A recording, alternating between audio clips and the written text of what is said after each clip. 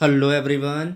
इस वीडियो पर बात करने वाला हूँ छत्तीसगढ़ बोर्ड उच्चतर माध्यमिक प्राथमिक शाला कक्षा 8वीं विषय विज्ञान आज के पेपर का सॉल्यूशन इस वीडियो पर देखने वाले हैं। तो स्टूडेंट वीडियो को लाइक शेयर और यूट्यूब चैनल को सब्सक्राइब कर लें।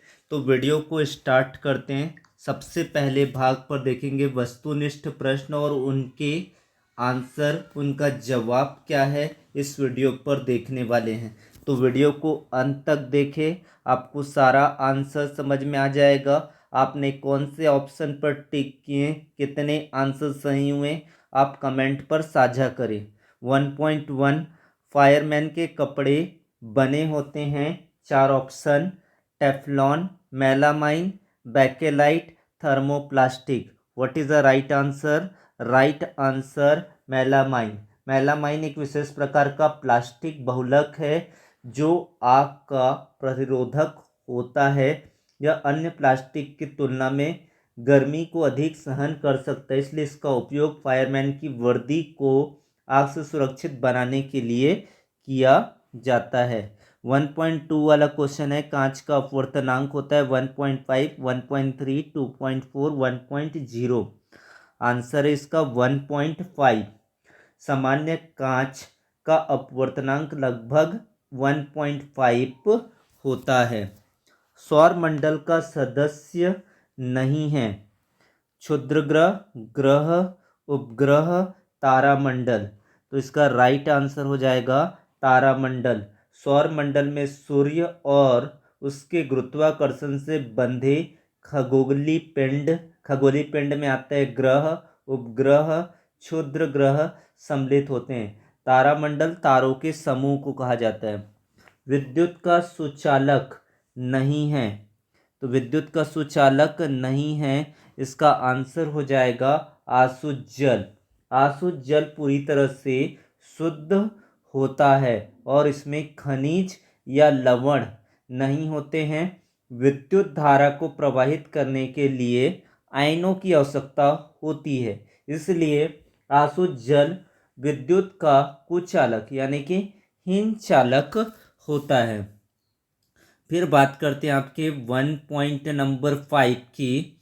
मशरूम है प्रोटोजोआ, शैवाल, फूल, कवक। मशरूम क्या है? तो मशरूम कवक है। मशरूम एक प्रकार का फंगस कवक है। इनमें क्लोरोफिल नहीं होता, इसलिए अपना भोजन स्वयं नहीं बना सकता और मृत एवं सड़े गले कार्बनिक पदार्थों से अपना पोषण प्राप्त करता है।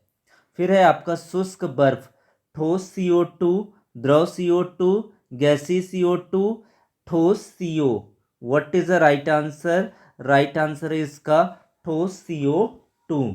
जब कार्बन डाइऑक्साइड गैस को बहुत अधिक दाब और कम ताप पर ठंडा किया जाता है तो वह सीधे ठोस अवस्था में परिवर्तित हो जाती। इसे ही शुष्क बर्फ, ड्राई आइस कहते हैं। यह गर्म होने पर बिना द्रव बने सीधे गैस में बदल जाते हैं।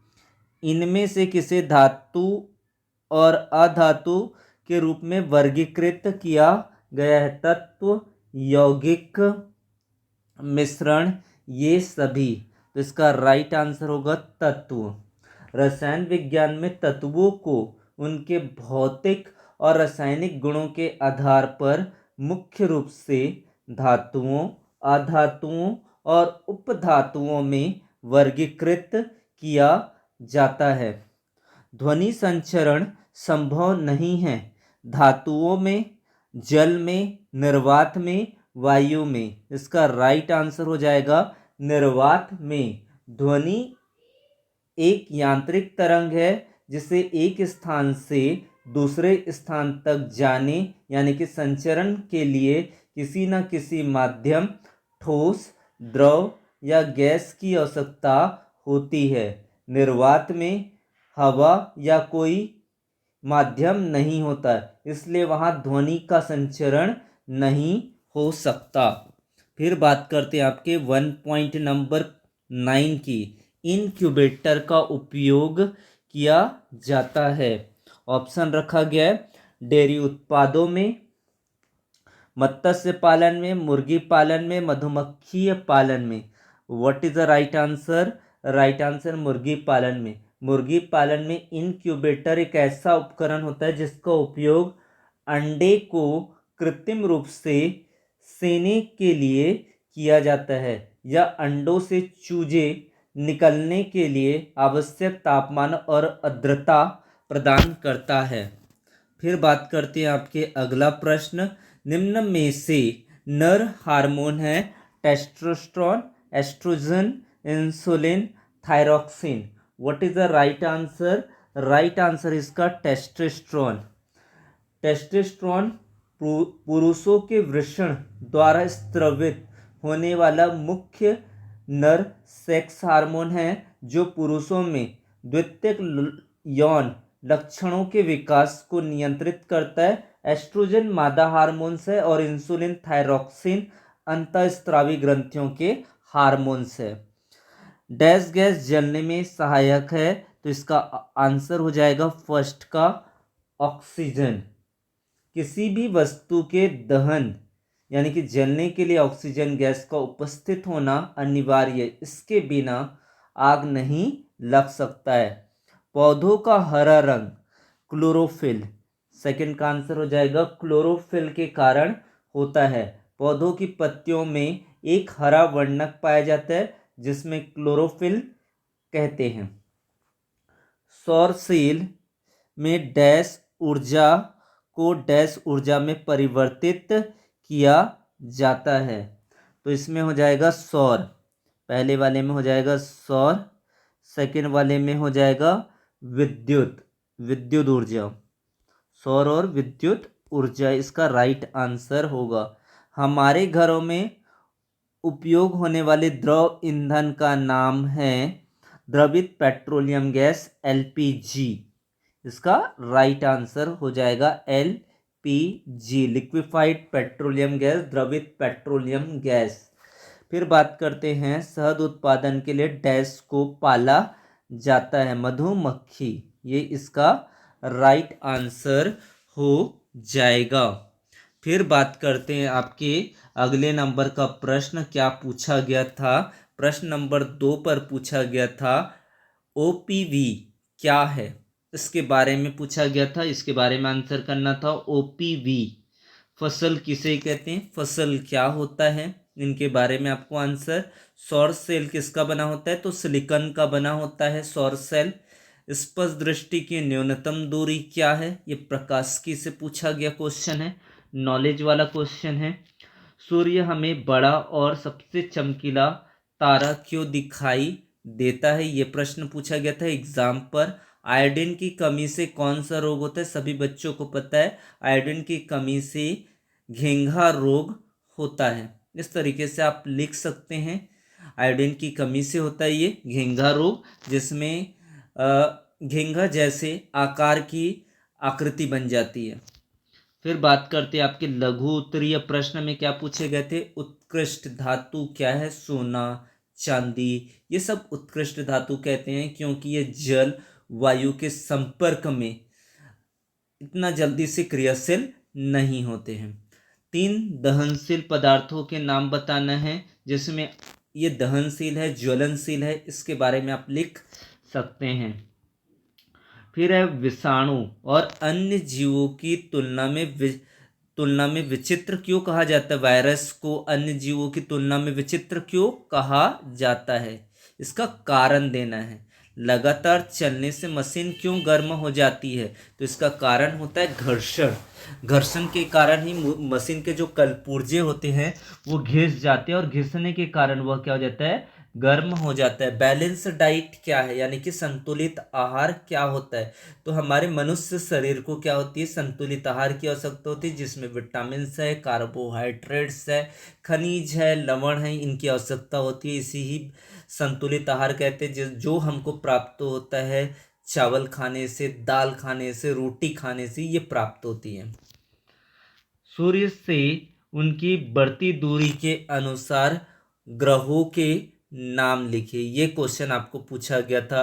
तो सबसे पहले बुध, शुक्र, पृथ्वी, ये सारी चीज़ें आपको क्रमशः अनुसार सारे ग्रहों के नाम लिखना था।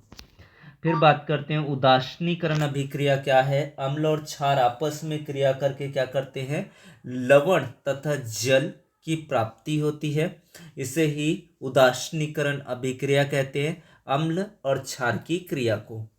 निकट दृष्टि दोष क्या है, इसे कैसे दूर किया जा सकता है, चित्र सहित समझाइए। ये क्वेश्चन आपको एग्जाम में पूछा गया था। निकट दृष्टि दोष यानी कि पास में जो दृष्टि दोष होती है उसे निकट दृष्टि दोष कहते हैं।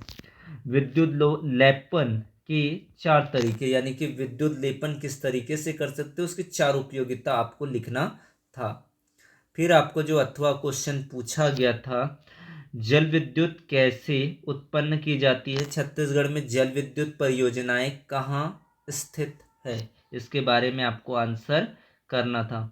पादप कोशिका या जंतु कोशिका का चित्र बनाइए और कोशिका के भागों का नाम लिखना था। चित्र बनाकर उसके कोई एक का चित्र बनाकर उसके भागों का नाम।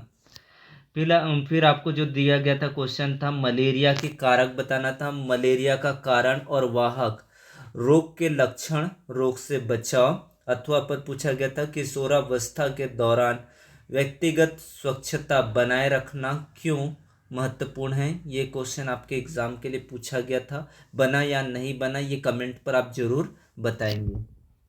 प्रश्न नंबर 19 में पूछा गया था, सिंचाई क्या है, सिंचाई की नवीन तकनीकों विधियों का चित्र सहित वर्णन कीजिए। अथवा पर पूछा गया था, ऋतुओं के आधार पर विभिन्न फसलें कौन कौन सी है। बहुत आसान सा, रबी फसल, खरीफ फसल, जायद फसल, इन्हीं को ही आपके एग्जाम पर लिखना था।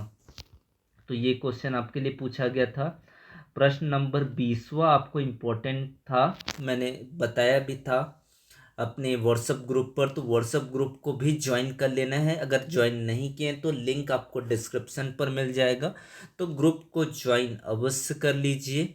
अम्लीय वर्षा क्या है, अम्लीय वर्षा में पाए जाने वाले मुख्य अम्ल कौन से हैं, यह हमारे लिए कैसे हानिकारक है। अथवा पर पूछा गया, वायु प्रदूषण के क्या कारण हैं, इसे रोकने के लिए आप क्या उपाय अपनाएंगे। तो इस तरीके से 20 प्रश्न पूछे गए थे। आपका कितना अंक बनता है, आपकी प्रिडिक्शन क्या है, वो कमेंट पर शेयर आउट कीजिए, ताकि हमको भी पता चले कि स्टूडेंट कितना एफर्ट करके अपनी तैयारी करके एग्ज़ाम देने जाता है। Thank you so much, thanks a lot.